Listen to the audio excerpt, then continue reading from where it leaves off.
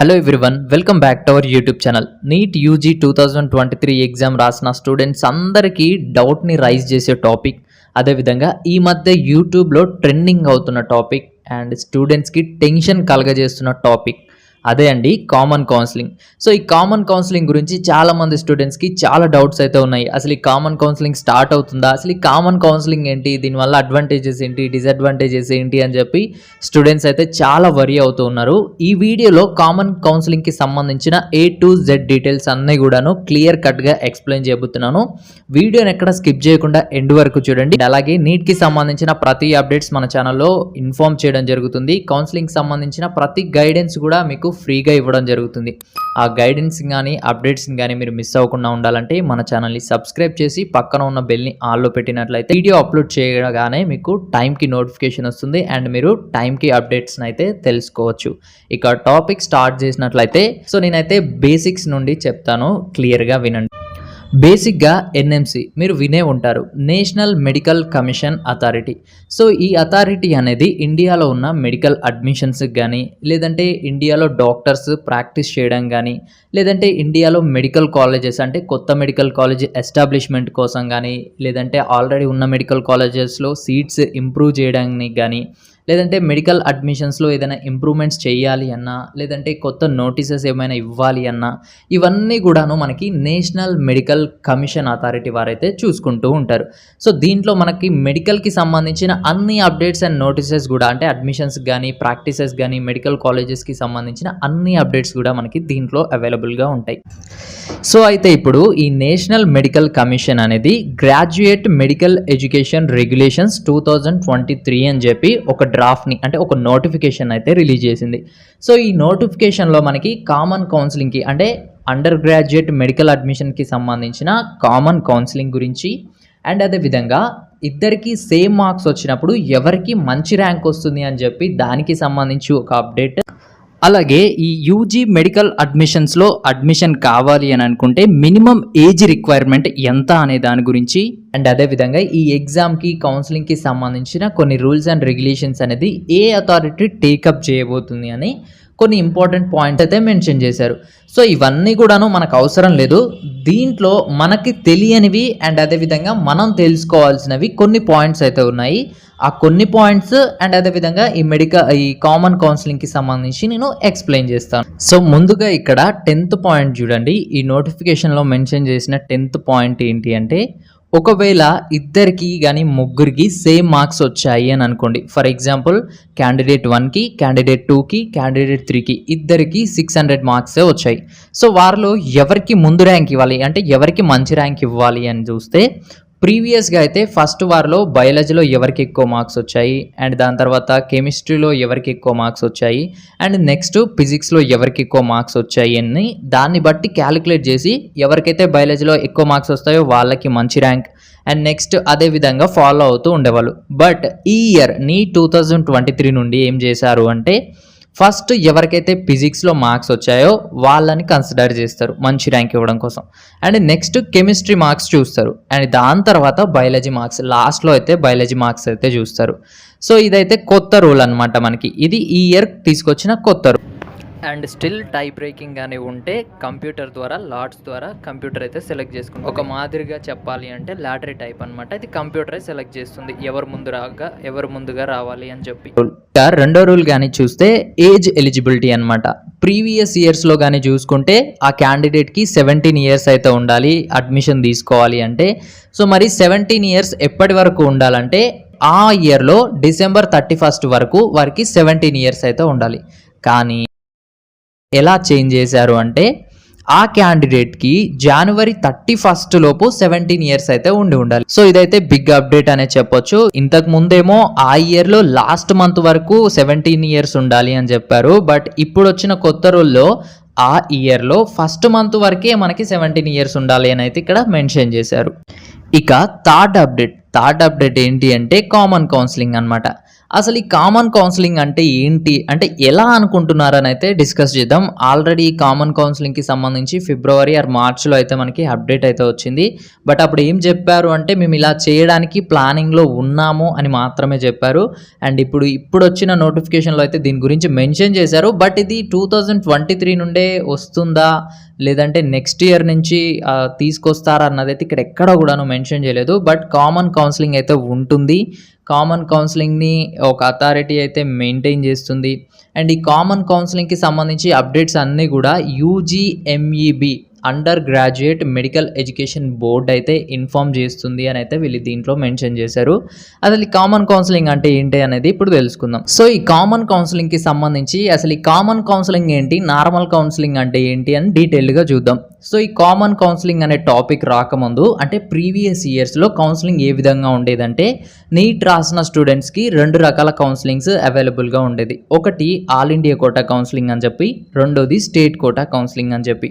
ఈ all India quota counselling ఏంటి అంటే గవర్నమెంట్లో ఉన్న 15% సీట్లు ఏవైతే ఉన్నాయో ఇవి ఆల్ ఇండియా కోటా కౌన్సిలింగ్ అని చెప్పి దాంట్లో సీట్లని ఫిలప్ చేసేవారు. సో ఈ ఆల్ ఇండియా కోటా కౌన్సిలింగ్ని ఎంసీసీ అనే వెబ్సైట్, ఎంసీసీ అనే అథారిటీ వాళ్ళు మెయింటైన్ చేసేవాళ్ళు. అడ్మిషన్స్ కూడా వాళ్ళే ఫిలప్ చేసేవారు. సో ఇక్కడ అర్థమైంది కదా, మీరు ఆల్ ఇండియా కోటాలో పార్టిసిపేట్ చేయాలంటే ఎంసీసీ వెబ్సైట్లో రిజిస్ట్రేషన్ చేసుకోవాలి, ఆ కౌన్సిలింగ్లో పార్టిసిపేట్ చేయాలి. అండ్ ఇక స్టేట్ కోటాలో ఉన్న సీట్స్ ఏవైతే ఉన్నాయో అంటే 85% సీట్స్ ఏవైతే ఉన్నాయో ఇవి ఏ స్టేట్కి సంబంధించిన అథారిటీ ఆ స్టేట్ అయితే ఫిలప్ చేసుకునేది. అంటే ప్రీవియస్ ఇయర్స్లో తెలంగాణలో అయితే కేఎన్ఆర్ యూహెచ్ఎస్, ఆంధ్రప్రదేశ్లో అయితే డాక్టర్ వైఎస్ఆర్ యూనివర్సిటీ వీళ్ళైతే ఫిలప్ చేసేవారు అడ్మిషన్స్. ఇది ప్రీవియస్గా. కానీ ఇప్పుడు ఏంటి, కామన్ కౌన్సిలింగ్ అని అయితే కొత్త టాపిక్ని తీసుకొచ్చారు. సో మరి కామన్ కౌన్సిలింగ్ అంటే ఏంటి అంటే all India quota counselling, state quota counselling, మా కౌన్సిలింగ్, మీ కౌన్సిలింగ్, ఇలా వివిధ రకాల కౌన్సిలింగ్స్ లేకుండా అన్ని కౌన్సిలింగ్ ఒకే దగ్గర చేసి అన్ని అడ్మిషన్స్కి అంటే ఉన్న సీట్స్ అన్నింటికీ కలిపి ఒకే రిజిస్ట్రేషన్, ఒకే కౌన్సిలింగ్లో మెరిట్ వైజ్గా సీట్ అలాట్మెంట్ చేద్దాము అని అయితే ప్లాన్ చేస్తూ ఉన్నారు. అంటే ఇక్కడ మనం ఆల్ ఇండియా కోటాలో సపరేట్ రిజిస్ట్రేషన్, స్టేట్ కోటాలో సపరేట్ రిజిస్ట్రేషన్ అవసరం లేదు. సో ఈ సపరేట్ కౌన్సిలింగ్ లేకుండా అన్ని ఎంబీబీఎస్ సీట్లని ఒకే కౌన్సిలింగ్ కండక్ట్ చేసే విధంగా అయితే వీళ్ళు ప్లాన్ చేస్తున్నారు. సో మరి ఏ కౌన్సిలింగ్ కండక్ట్ చేస్తుంది అంటే వీళ్ళు ఇంకా ఇన్ఫార్మ్ అయితే చేయలేదు. అంటే ఆ యొక్క అథారిటీని వీళ్ళైతే తీసుకురాలేదు. ఆ అథారిటీని వీళ్ళు తర్వాత మెన్షన్ చేస్తాము అని అయితే, అంటే తర్వాత ఇన్ఫార్మ్ చేస్తాము అని అయితే చెప్పారు. సో వీళ్ళైతే ఈ ప్లానింగ్లో ఉన్నారు. మరి మీకు ఇక్కడ ఒక డౌట్ వచ్చే ఉంటుంది, అందరికీ కామన్ కౌన్సిలింగ్ చేస్తే ఆంధ్రప్రదేశ్కి కొన్ని రూల్స్ ఉంటాయి, తెలంగాణ స్టేట్కి కొన్ని రూల్స్ ఉంటాయి, తమిళనాడు స్టేట్కి కొన్ని రూల్స్ ఉంటాయి, కర్ణాటక స్టేట్కి కొన్ని రూల్స్ ఉంటాయి. ఒక్కో స్టేట్ లొకాలిటీ కానీ, రిజర్వేషన్స్ కానీ, సీట్ మ్యాట్రిక్స్ కానీ, లేదంటే వివిధ రకాల కౌన్సిలింగ్ రూల్స్ అయితే స్టేట్ని బట్టి ఉంటాయి కదా. అండ్ అదే కాకుండా ఈసారి చూసుకుంటే మనకి ఈ గత 2 సంవత్సరాల్లో లాస్ట్ ఇయర్ కొన్ని మెడికల్ కాలేజెస్ యాడ్ అయ్యాయి తెలంగాణలో, అండ్ ఈ ఇయర్ కొన్ని మెడికల్ కాలేజెస్ యాడ్ అయ్యాయి, అండ్ ఆంధ్రప్రదేశ్లో కూడా కొన్ని మెడికల్ కాలేజెస్ యాడ్ అయ్యాయి. సో ఇవన్నీ మెడికల్ కాలేజెస్ యాడ్ అయిన తర్వాత వేరే స్టేట్ స్టూడెంట్స్కి మన స్టేట్లో సీట్స్ ఇస్తే మన స్టేట్లో ఉన్న వాళ్ళు లాస్ గారా అని మీకు డౌట్ కూడా మీకు వచ్చే ఉంటుంది. సో దీనికి వీళ్ళు ఏం చెప్తున్నారు అంటే మీకున్న రిజర్వేషన్లో కానివ్వండి, మీకున్న సీట్ మ్యాట్రిక్స్లో కానివ్వండి, మీకున్న ఇప్పుడు ఏదైతే కౌన్సిలింగ్ జరుగుతుందో అదే రూల్స్ అండ్ రెగ్యులేషన్స్తో జరుగుతుంది. మీకు సీట్స్ లాస్ అనేది ఉండదు.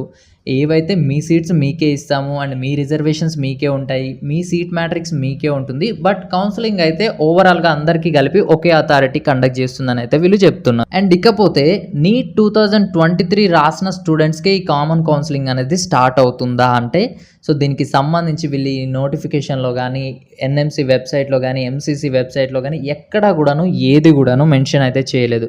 బట్ కామన్ కౌన్సిలింగ్ అయితే ఉంటుందని అయితే చెప్పారు. బట్ అది 2023లో వస్తుందా, 2024లో వస్తుందా అని అయితే చెప్పలేదు.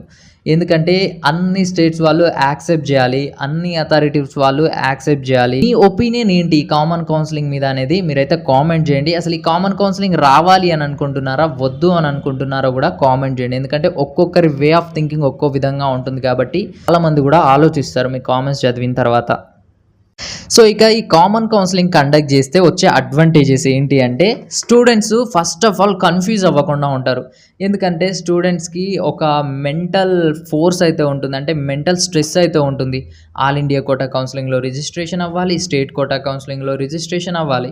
ఈ రెండిట్లో రిజిస్ట్రేషన్ అయిన తర్వాత ఫస్ట్ స్టేట్లో వస్తే ఒక బాధ, లేదంటే ఆల్ ఇండియా కోటాలో వస్తే ఒక బాధ. ఆల్ ఇండియా కోటాలో వచ్చాక స్టేట్లో మంచి కాలేజ్ వస్తే అక్కడ నుంచి ఇక్కడ ట్రాన్స్ఫర్ అవ్వాలి. ఒకవేళ స్టేట్లో కాలేజ్ వచ్చిన తర్వాత ఆల్ ఇండియా కోటాలో మంచి కాలేజ్ వస్తే ఇక్కడ నుండి అక్కడ షిఫ్ట్ అవ్వాలి. అండ్ ఇవన్నీ కాకుండా ఆల్ ఇండియా కోటాలో కానీ స్టేట్ కోటాలో కానీ సెకండ్ రౌండ్ వరకు కౌన్సిలింగ్లో జాయిన్ అయితే వాళ్ళు ఇంక ఏ కౌన్సిలింగ్ కూడా ఎలిజిబుల్ అయితే అవ్వరు. సో ఈ స్ట్రెస్ అంతా కూడాను చాలా బర్డెన్ అయితే ఉంటుంది ఈ కౌన్సిలింగ్ ప్రాసెస్లో. దీని అయితే తగ్గించుకోవచ్చు. All India quota counselling, state quota counselling అని సపరేట్ ఉండవు. అన్నింటికి కలిసి ఒకే కౌన్సిలింగ్ కాబట్టి స్టూడెంట్స్కి కన్ఫ్యూజ్ అయ్యే అవకాశం తక్కువగా ఉంటుంది, స్ట్రెస్ కూడా తక్కువగా ఉంటుంది. అండ్ రెండో విషయం వచ్చేసి మనీ కూడా సేవ్ అవుతాయి. ఆల్ ఇండియా కోటా కౌన్సిలింగ్కి, స్టేట్ కోటా కౌన్సిలింగ్కి సపరేట్ రిజిస్ట్రేషన్స్ అవసరం లేదు కాబట్టి ఇక్కడ మనీ కూడా సేవ్ అవుతాయి. సో ఇక నెక్స్ట్ వచ్చేసి సీట్ బ్లాకింగ్ అనమాట. ఈ సీట్ బ్లాకింగ్ అనేది మెయిన్ థింగ్ అనమాట. కొంతమంది తెలిసి, అంటే రూల్స్ అండ్ రెగ్యులేషన్స్ అన్నీ తెలిసి కూడా సీట్ బ్లాకింగ్ అయితే నాకేంటి, నాకు మంచి సీట్ వస్తే చాలు అని అయితే సీట్ బ్లాక్ చేసే వాళ్ళు ఉంటారు. అండ్ కొంతమంది అయితే రూల్స్ అండ్ రెగ్యులేషన్స్ గురించి తెలియక సీట్ బ్లాకింగ్కి చేసే వాళ్ళు ఉంటారు. వాళ్ళకి తెలుసో తెలియకో అయితే సీట్ బ్లాక్స్ అవుతూ ఉంటాయి. దీనివల్ల ఏంటి అంటే మెరిట్ ఉన్న స్టూడెంట్స్ కూడా సీట్ లాస్ అయ్యే అవకాశం ఉంటుంది. ఫర్ ఎగ్జాంపుల్ ఇక్కడ state counselling, all India quota counselling సపరేట్గా జరిగినప్పుడు మంచి మెరిట్, ఎక్కువ మార్క్స్ వచ్చిన స్టూడెంట్స్ ఆల్ ఇండియా కోటాలో సీట్ తీసుకున్నారు అని అనుకోండి. తక్కువ మార్క్ వచ్చిన వాళ్ళ స్టూడెంట్స్ ఎవరైతే ఉన్నారో వాళ్ళు స్టేట్ కోటాలో సీట్ తీసుకునే అవకాశం ఉంటుంది. ఎందుకంటే తక్కువ మార్క్స్ వచ్చిన స్టూడెంట్ ఆల్ ఇండియా కోటాలో పార్టిసిపేట్ చేస్తే తనకు అక్కడ సీట్ రాదు, కానీ ఎక్కువ మార్క్స్ వచ్చిన స్టూడెంట్స్ పార్టిసిపేట్ చేస్తే సీట్ వస్తుంది. సో ఆ స్టేట్ నుండి ఒక స్టూడెంట్ ఆల్ ఇండియా కోటాలో కౌన్సిలింగ్ తీసుకున్నాడు అంటే ఆ స్టేట్ కౌన్సిలింగ్లో ఉన్న సీట్ని మిగిల్చినట్లే కదా, అంటే వాళ్ళ స్టేట్లో ఉన్న ఇంకో క్యాండిడేట్కి సేవ్ చేసినట్లే కదా. సో ఇలా అయితే ఉంటుందన్నమాట. మొత్తం ఒకే కౌన్సిలింగ్ చేశారు అని అనుకోండి, మెరిట్ సీట్ ఉన్న స్టూడెంట్ మెరిట్లోనే సీట్ తీసుకుంటాడు, అండ్ తక్కువ మెరిట్ ఉన్న స్టూడెంట్ తక్కువ మెరిట్లోనే సీట్ అయితే తీసుకుంటాడు. అంటే ఇక్కడ జంబ్లింగ్ అనేది ఉండదు అనమాట.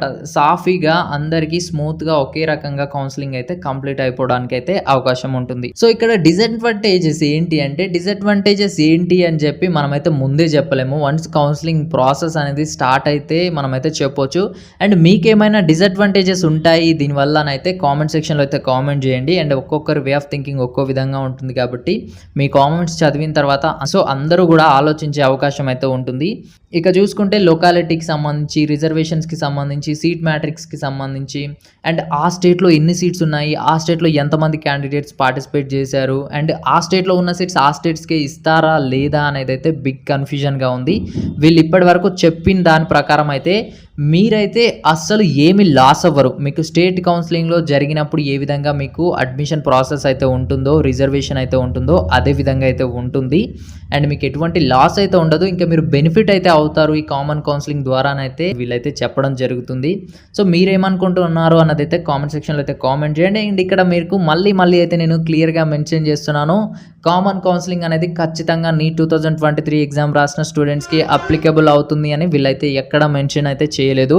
సో కామన్ కౌన్సిలింగ్ అయితే ఉంటుంది. ఫర్దర్గా మనకి దీనికి సంబంధించి అన్ని అప్డేట్స్ కూడా UG MUB undergraduate medical education board నుండి అప్డేట్స్ వస్తూ ఉంటాయి అని మాత్రమే వీళ్ళైతే ఇక్కడ మెన్షన్ చేశారు. అండ్ అదేవిధంగా ఇక ఇంకో విషయం, మెయిన్ ఇంపార్టెంట్ థింగ్ అయితే చెప్పబోతున్నాను. సో ఎవరైతే కన్సల్టెన్సీ ద్వారా కానీ జాయిన్ అవుదాము అని అనుకుంటారో వాళ్ళకి ఇదైతే మంచి రిమైండర్ అనమాట. ఎందుకంటే వీళ్ళు ఇక్కడ ఇంకో పాయింట్ని కూడా మెన్షన్ చేశారు. సో ఈ రూల్స్ అండ్ రెగ్యులేషన్స్ కాకుండా వేరే మీన్స్లో, అంటే ఈ కామన్ కౌన్సిలింగ్ కానీ ఎన్ఎంసీ కౌన్సిలింగ్ కానీ కాకుండా వేరే వే ఆఫ్లో కానీ మీరు అడ్మిషన్ తీసుకుంటే, ఏదైనా ఇన్స్టిట్యూషన్ కానీ మీకు అడ్మిషన్ ఇచ్చారు అని అనుకోండి, ఆ ఇన్స్టిట్యూషన్ అనేది ఫస్ట్ టైం అయితే 1 crore రూపీస్ పెనాల్టీ అయితే పే చేయాలి. ఇదైతే ఫస్ట్ టైం తీసుకొచ్చారు ఈ రూల్స్ అనేది. అండ్ ఒకవేళ సెకండ్ టైం అయితే 2 crore రూపీస్ అయితే పే చేయాలి. అండ్ ఇక థర్డ్ టైం కూడా సేమ్ రిపీట్ చేస్తే ఆ యొక్క ఇన్స్టిట్యూషన్కి పర్మిషన్ అనేది డిజేబుల్ చేస్తారు, అంటే బ్యాన్ చేస్తారు ఆ ఇన్స్టిట్యూషన్ అయితే వీళ్ళు మెన్షన్ చేశారు. సో మీరు ఏ కన్సల్టీ ద్వారా అయితే జాయిన్ అవుదామో అనుకుంటున్నారో, వాళ్ళు అసలు ఏ ప్రాసెస్లో మీకు సీట్ ఇస్తున్నారో, అసలు వాళ్ళు ఇచ్చే ప్రాసెస్ జెన్యూన్ అయినా కాదా అనేది పూర్తిగా తెలుసుకున్న తర్వాతే మీరైతే సీట్లో జాయిన్ అవ్వడానికి అయితే ట్రై చేయండి. సో కొత్తగా వచ్చిన రూల్స్ అండ్ రెగ్యులేషన్స్ గురించి, ఈ కామన్ కౌన్సిలింగ్ గురించి కంప్లీట్గా మీకైతే అర్థమైందని అనుకుంటున్నాను. అండ్ అదేవిధంగా ఈ వీడియోకి సంబంధించి మీకు ఎటువంటి డౌట్స్ ఉన్నా, ఈ రూల్స్ అండ్ రెగ్యులేషన్స్కి సంబంధించి ఎటువంటి డౌట్స్ ఉన్నా కామెంట్ సెక్షన్లో కామెంట్ చేయండి. తప్పకుండా రిప్లై ఇవ్వడానికి అయితే ట్రై చేస్తాను. అలాగే నీట్కి సంబంధించిన ప్రతి అప్డేట్స్ కూడాను మన ఛానల్లో ఇన్ఫార్మ్ చేయడం జరుగుతుంది. కౌన్సిలింగ్కి సంబంధించిన కంప్లీట్ గైడెన్స్ కూడా ప్రొవైడ్ చేయడం జరుగుతుంది. ఆ అప్డేట్స్ని కానీ గైడెన్స్ని కానీ మీరు మిస్ అవ్వకుండా ఉండాలంటే మన ఛానల్ని సబ్స్క్రైబ్ చేసి పక్కన ఉన్న బెల్ని ఆల్లో పెట్టండి. Thanks for watching.